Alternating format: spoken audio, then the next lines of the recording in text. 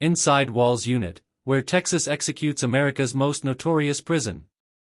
There is a place in Texas where time no longer behaves the way it should. It does not rush. It does not heal. It does not forgive. Here, the future is not uncertain, it is scheduled. Men wake up each morning knowing that no matter how many years pass, the destination does not change. The sun still rises. The seasons still shift. But inside these walls, progress has been replaced with waiting. This is not a prison designed to correct behavior. It is a place designed to hold people until the state decides they are finished. Backhand index pointing right. If this shocked you, hit like. Speech balloon, drop your thoughts in the comments, I'm reading every single one. Repeat button, share this with someone who needs to see it. Bell, subscribe and turn on notifications so you don't miss what happens next. The land that looks back. From the outside, the land gives nothing away. Flat earth. Trees that do not whisper secrets. Roads that lead somewhere else. There are no warning signs etched into the soil. No marker that tells you this ground absorbs the final breaths of men every year.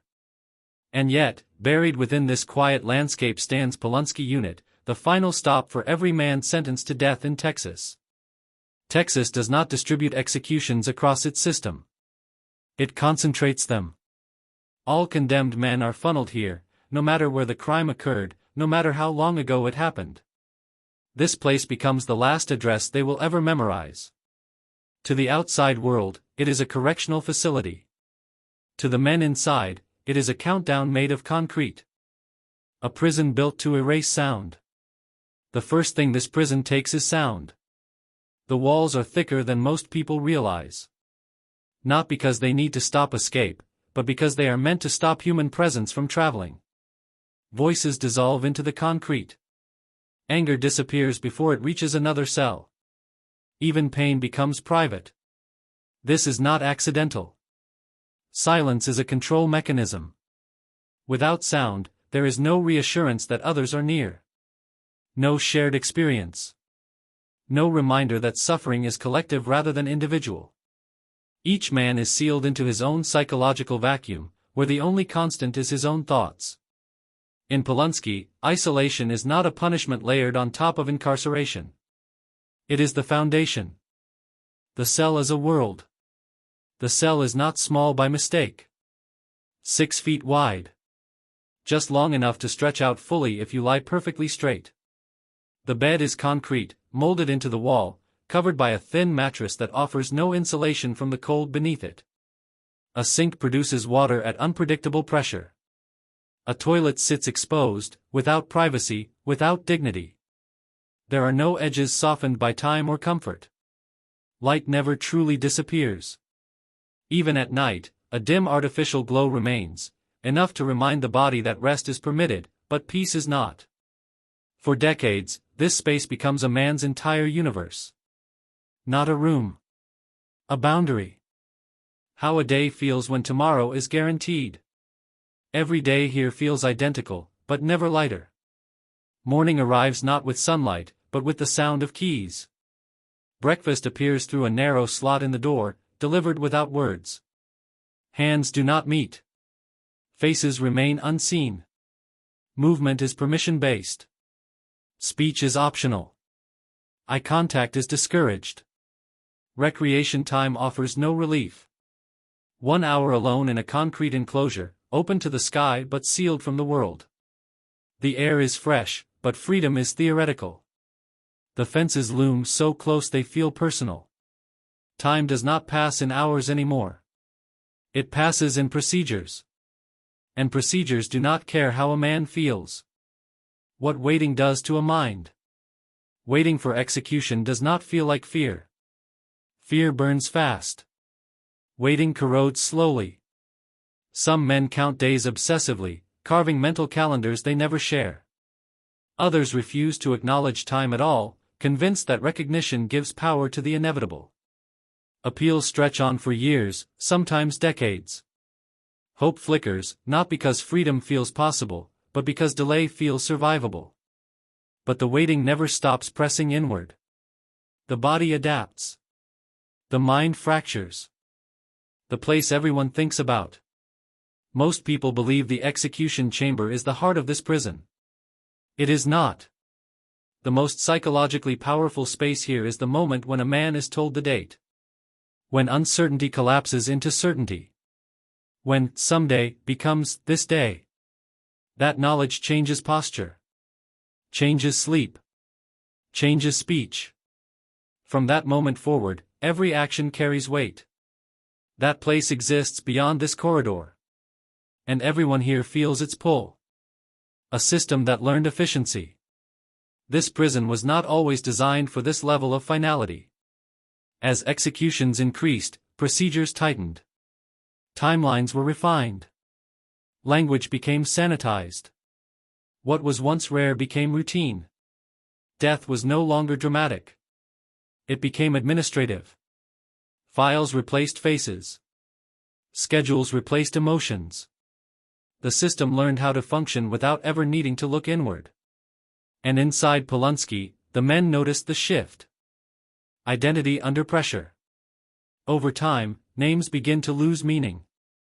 Men are referred to by numbers, locations, legal statuses. Letters from the outside become precious not because they promise escape, but because they confirm existence. Some men narrate their own lives out loud, as if language itself is proof that they still occupy space in the world. Others retreat entirely, conserving energy for a future that has already been decided. Identity erodes quietly here.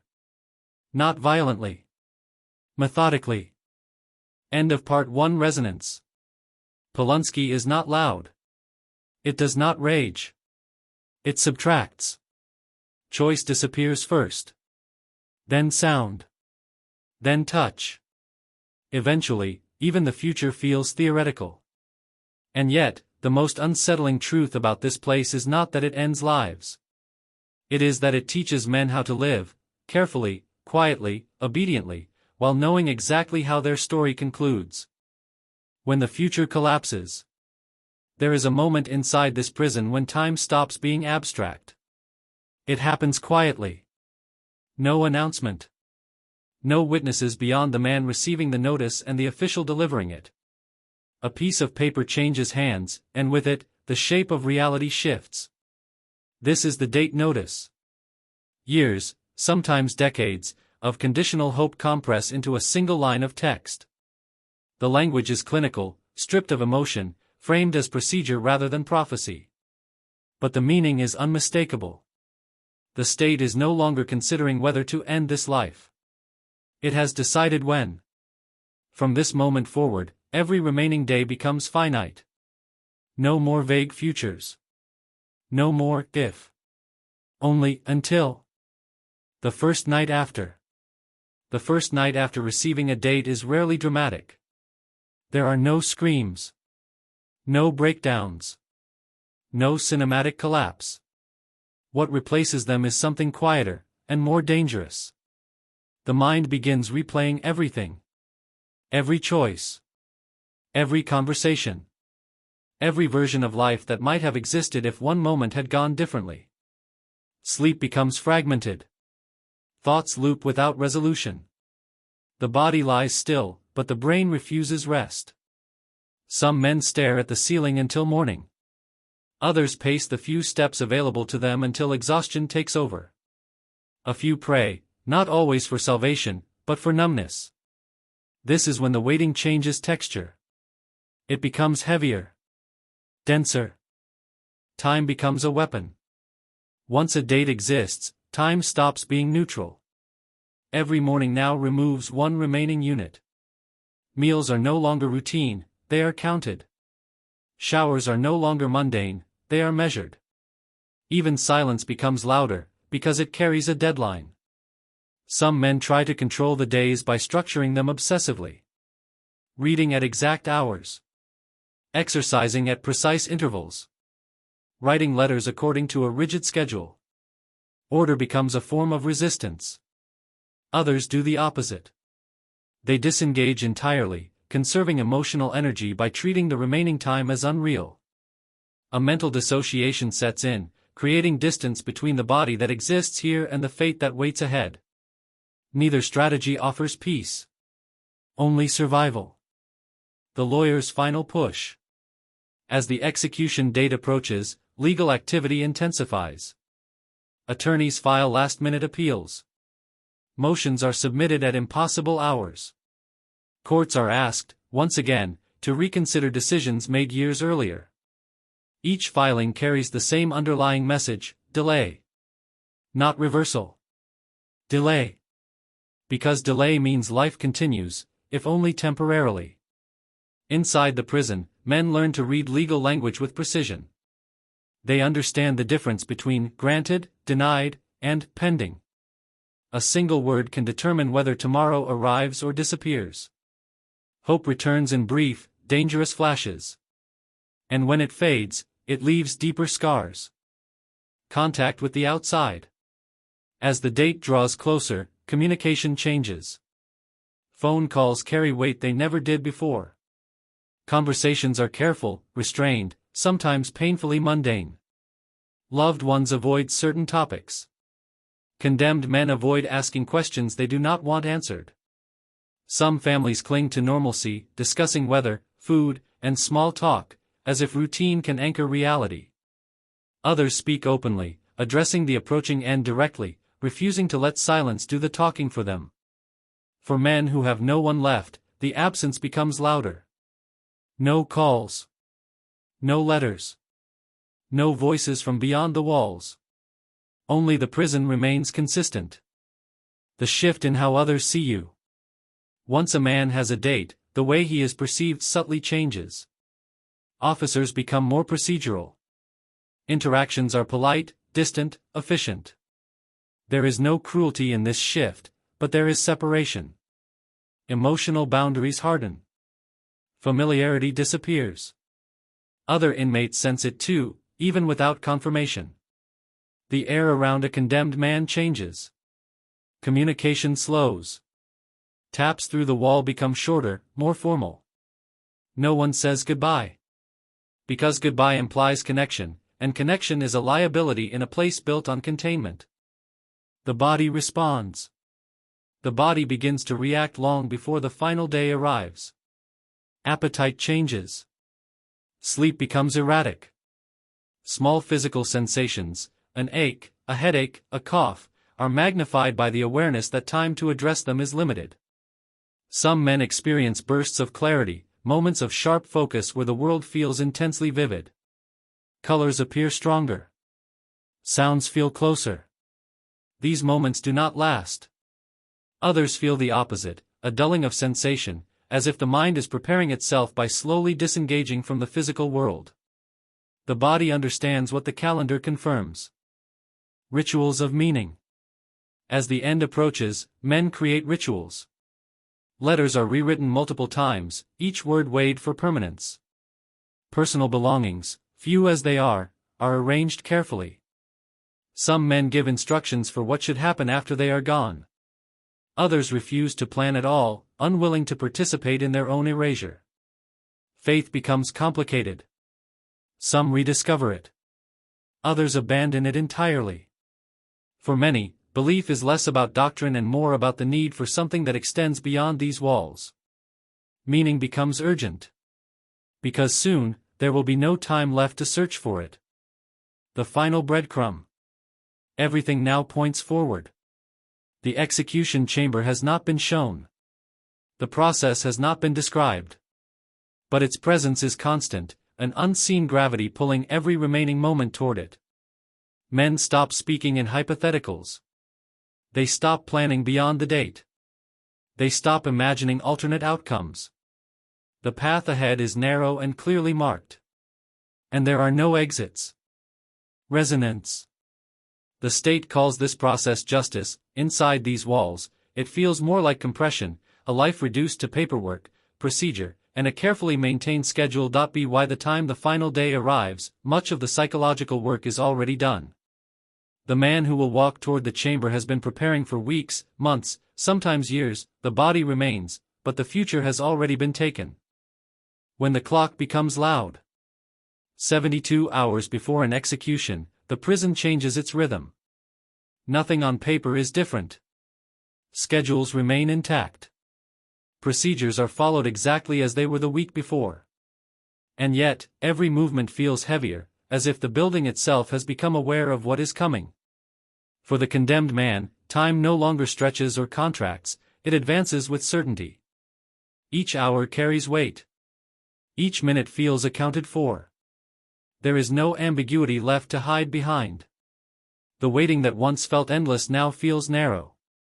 There is only forward. The last visits begin. In the final days, visits are permitted, but they are different from anything that came before. There is no illusion of next time. Conversations do not drift. They anchor themselves firmly in the present, careful and deliberate. Loved ones search for the right balance between honesty and restraint, unsure whether comfort lies in acknowledging the end or pretending, briefly, that it is not real.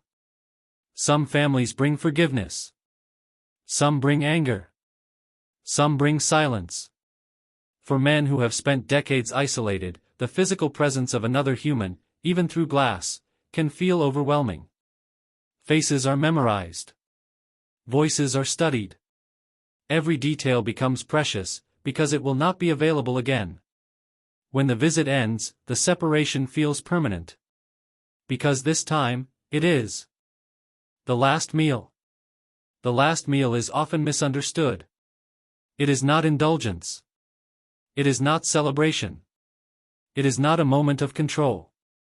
For many men, it is simply food, arriving under circumstances that strip it of pleasure. Some request familiar dishes, tied to childhood or memory. Others refuse the meal entirely, uninterested in participating in what feels like a ritualized performance. There is no appetite for symbolism here.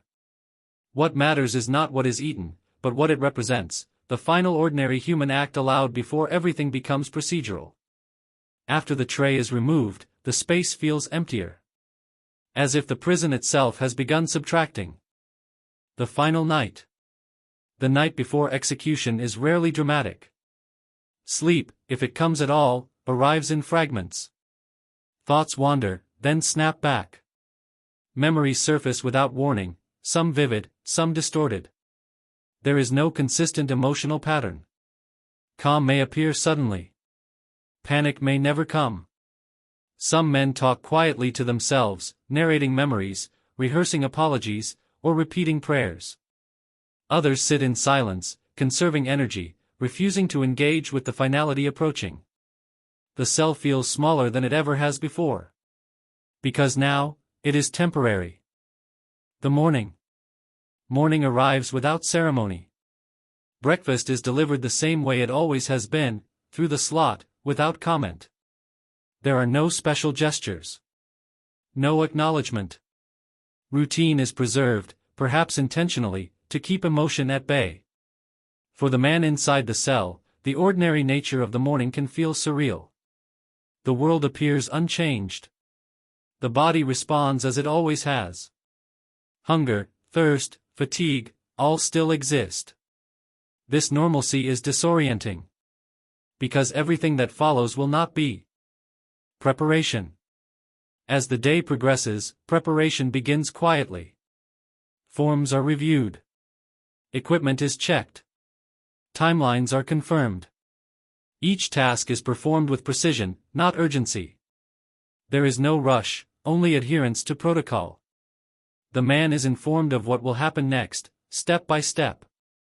The explanation is calm, factual, stripped of emotion. Questions are answered if asked. Silence is respected if not. This is not a moment for drama. It is a process. Final contact. Final phone calls, if they happen, are short. There is little left to say. Words feel inadequate. Repetition replaces eloquence. "I love you" becomes a functional phrase, carrying more meaning than any explanation could. For those without family or friends, this moment passes unnoticed. No calls are made. No voices are heard. The silence becomes complete. In a place already defined by isolation, this is the deepest version of it. The walk. When the time comes, the walk begins. It is shorter than most people imagine. The distance between cell and chamber is not far. But the weight carried during those steps is immeasurable. There is no resistance. No spectacle. The body moves because it is told to move. The mind focuses on maintaining balance, posture, breath. Guards walk alongside, not behind, not ahead. The formation is intentional. Controlled. Balanced. Every step reduces the remaining world. The room. The execution chamber itself is never described in detail here. Not because it is secret, but because, by this point, the physical environment matters less than the psychological journey that led to it. Everything that defines this moment has already happened. The waiting. The compression. The isolation. What remains is procedure. When the door closes, the prison does not pause.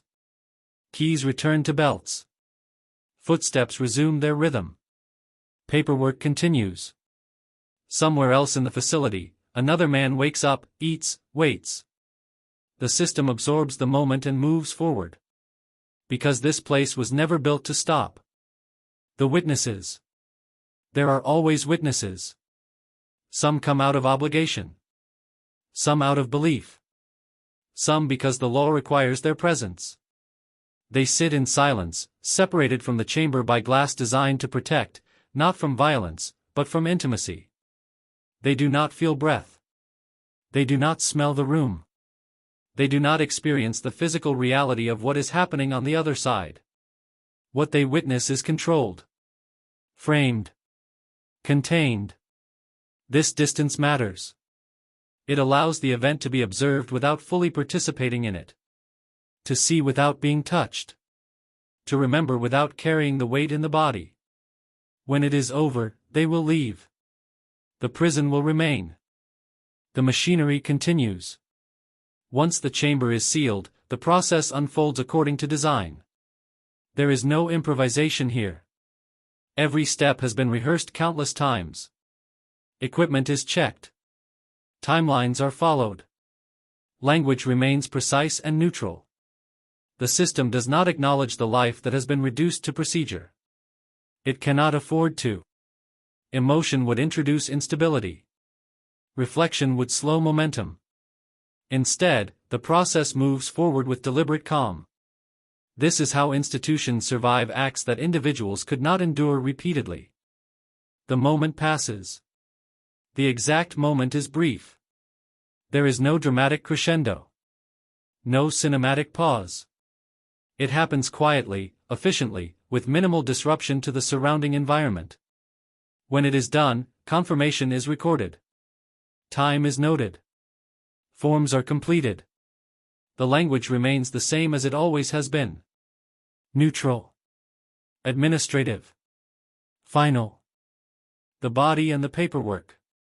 Afterward, attention shifts away from the chamber.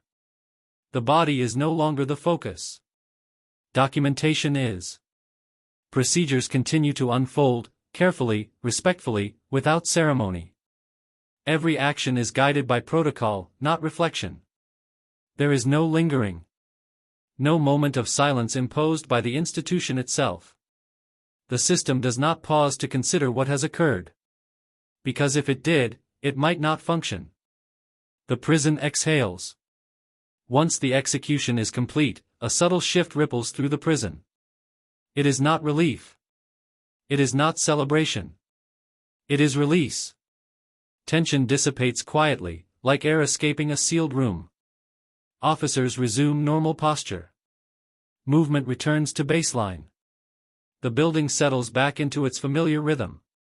For the institution, the event is finished. For those who remain inside, the impact is just beginning. The empty cell.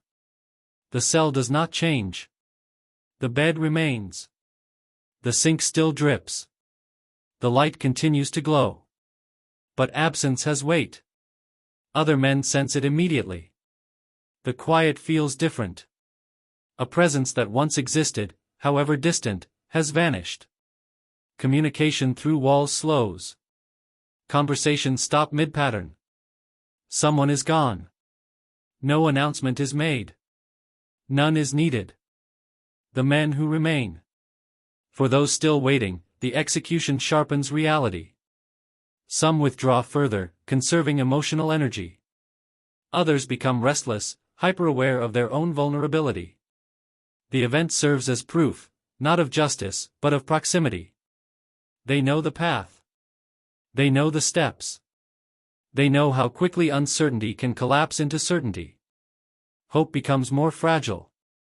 And yet, waiting continues. The staff. For the staff, the shift ends. They return home. Eat dinner. Sit in traffic. Speak with family. The day folds into normal life with practiced efficiency. Some carry the weight consciously. Others compartmentalize it completely. Survival requires this separation. Without it, the work would become impossible. They do not discuss details. They do not dwell. Tomorrow is another shift. The system moves forward. Even as one execution concludes, the system prepares for the next. Dates are scheduled. Appeals are reviewed. Paperwork moves forward.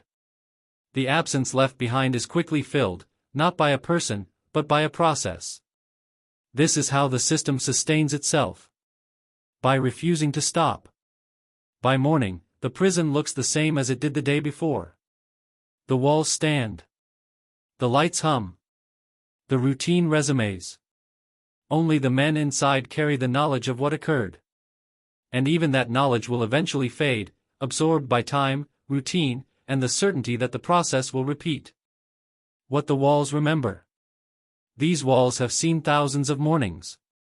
They have absorbed voices that no longer exist, footsteps that ended abruptly, and silences that stretched for decades before collapsing into a single night. Concrete remembers differently than people do. It does not grieve. It does not judge. It simply holds what it has been given. Inside this place, lives were not ended suddenly. They were reduced slowly, measured, contained, and prepared long before the final moment arrived. The execution is not the climax. It is the conclusion of a process that began years earlier. The illusion of distance. From the outside, it is easy to believe this happens far away. Behind walls.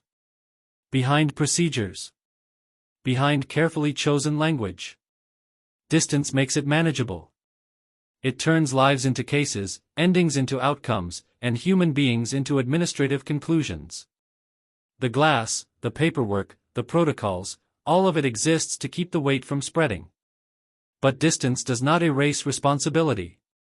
It only delays reflection. Solitude as a sentence. What truly defines this place is not death. It is solitude. Years of silence. Years of repetition. Years of existing without being seen. Long before the state takes a life, it removes connection. Long before the final day, it teaches men how to live without touch, without presence, without a future that extends beyond a document. This is the real punishment.